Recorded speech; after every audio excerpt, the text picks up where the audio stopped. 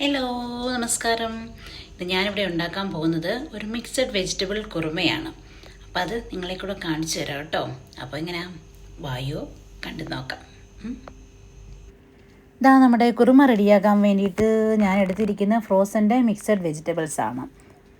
പിന്നെ അതിലേക്ക് ഉരുളക്കിഴങ്ങ് ഇല്ലാത്തതുകൊണ്ട് ഒരു ചെറിയ ഉരുളക്കിഴങ്ങ് എടുത്ത് ചെറുതായി കട്ട് ചെയ്ത് വേവിച്ച് വെച്ചിട്ടുണ്ട്. പിന്നെ അതിലേക്ക് ആവശ്യമായിട്ടുള്ള 4-5 അല്ലി വെളുത്തുള്ളി ചോപ്പ് ചെയ്തത്, ഒരു ചെറിയ കഷ്ണം ഇഞ്ചി ചോപ്പ് ചെയ്തത്, ഒരു മീഡിയം സൈസ് സവാള ചോപ്പ് ചെയ്തത്, 2 പച്ചമുളക് ചെറുതായി കട്ട് ചെയ്തത്, കുറച്ച് കറിവേപ്പിലയും കൂടെ എടുത്ത് റെഡിയാക്കി വെച്ചിട്ടുണ്ട്. ഇനി അത് നമുക്ക് പ്രിപ്പയർ ചെയ്യാം. ഒരു പാൻ അടുപ്പത്ത് വെച്ച് ചൂടായി അതിലേക്ക് എണ്ണ ഒഴിച്ച് ചൂടായി കഴിയുമ്പോൾ ഒരു നുള്ള് പെരിഞ്ജീരകം ഇട്ട് കൊടുക്കുക. പെരിഞ്ജീരകം നിർബന്ധമില്ല, ആവശ്യമുണ്ടെങ്കിൽ ഇട്ടാൽ മതി. ആ പെരിഞ്ജീരകം ഒന്ന് പൊട്ടി വരുമ്പോൾ അതിലേക്ക് നമ്മുടെ ഈ ചോപ്പ് ചെയ്ത് വെച്ചിരിക്കുന്ന ഇഞ്ചി, വെളുത്തുള്ളി, സവാള, പച്ചമുളക്, കറിവേപ്പില ഈ വക സാധനങ്ങളൊക്കെ ഇതിലേക്ക് ഇട്ട് കൊടുക്കുക. സവാള ഒത്തിരി അങ്ങ് ബ്രൗൺ കളറായി പോകണ്ട കേട്ടോ, ജസ്റ്റ് ഒന്ന് വാടി വന്നാൽ മതി. എന്നിട്ട് അതിലേക്ക് നമ്മൾ റെഡിയാക്കി വെച്ചിരിക്കുന്ന മിക്സഡ് വെജിറ്റബിൾസ് ഇട്ട് കൊടുക്കുക. കണ്ടോ, മിക്സഡ് വെജിറ്റബിൾസൊക്കെ ഇട്ട് കൊടുക്കുക.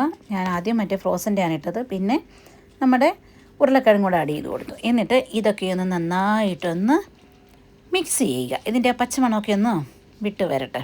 അപ്പോൾ അതിൻ്റെ കൂടെ കുറച്ച് ഉപ്പുകൂടി ഇട്ട് കൊടുക്കുക. എന്നിട്ട് ഇതിനെയൊക്കെ നന്നായിട്ട് ഇളക്കി ഒന്ന് യോജിപ്പിക്കുക. ഇതെല്ലാം കൂടെ ഒന്ന് ഒന്നായി ചേരട്ടെ. എന്നിട്ട് നമ്മൾ അതിലേക്ക് അതൊന്ന് മൂടി വയ്ക്കുക. മൂടി വെച്ച് ഒരു 2-3 മിനിറ്റ് ഒന്ന് മൂടി വെച്ച് വയ്ക്കുക. ഒരു മീഡിയം ഫ്ലെയിമിൽ വെച്ചിട്ട് വേണം വേവിക്കാൻ കേട്ടോ. എന്നിട്ട് ആ മൂടി തുറന്നിട്ട് അതിലേക്ക് ആവശ്യമായിട്ടുള്ള 1 ടീസ്പൂണ് മഞ്ഞൾ പൊടി, 1 ടേബിൾ സ്പൂൺ മല്ലിപ്പൊടി, ഒരു 1.5 ടീസ്പൂണ് ഗരം മസാല ഇതും കൂടെയൊക്കെ ആഡ് ചെയ്തിട്ട് ഒന്ന് മിക്സ് ചെയ്ത് കൊടുക്കുക.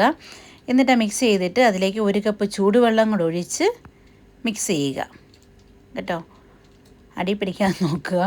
എന്നിട്ട് ചൂടുവെള്ളം കൂടെ ഒഴിച്ച് മിക്സ് ചെയ്തിട്ട് നമ്മൾ അടച്ച് വെച്ചിട്ട് ഒരു 7-8 മിനിറ്റ് വേണം വെജിറ്റബിൾസൊക്കെ ഒന്ന് വെന്ത് കിട്ടാൻ വേണ്ടിയിട്ട്. ഫ്രോസൺ ആകുമ്പോൾ അത്രയും ആവശ്യമില്ല, ഒരു 2-3 മിനിറ്റ് മതി.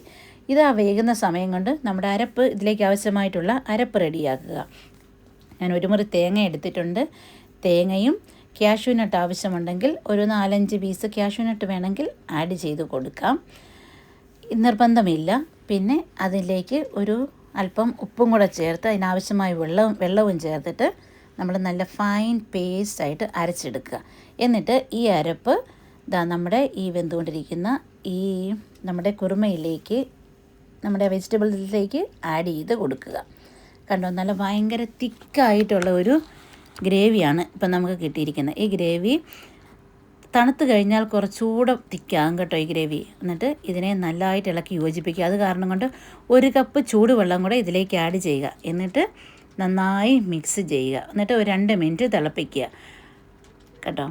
അതിനുശേഷം കുറച്ച് കുരുമുളക് പൊടി, ഇഷ്ടമുണ്ടെങ്കിൽ അല്പം മല്ലിയില ഉണ്ടെങ്കിൽ അതും കൂടെ ചേർത്ത് ഒന്ന് ഇളക്കി ഒരു 2 മിനിറ്റ് തിളപ്പിച്ച് മാറ്റിയേക്കാം. നമ്മുടെ വെജിറ്റബിൾ കുറുമ അങ്ങനെ ഇതാ റെഡിയായി കഴിഞ്ഞു.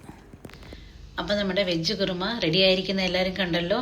അപ്പം ഇത് അപ്പത്തിൻ്റെ കൂടെ, ചപ്പാത്തിയുടെ കൂടെ, ബ്രെഡിൻ്റെ കൂടെ ഒക്കെ നമുക്ക് കഴിക്കാവുന്നതാണ്. നിങ്ങൾക്ക് ഇഷ്ടമായെങ്കിൽ ലൈക്ക് ചെയ്യുക, നിങ്ങളുടെ അഭിപ്രായങ്ങൾ കമൻറ്റ് ചെയ്യുക. Thanks for watching.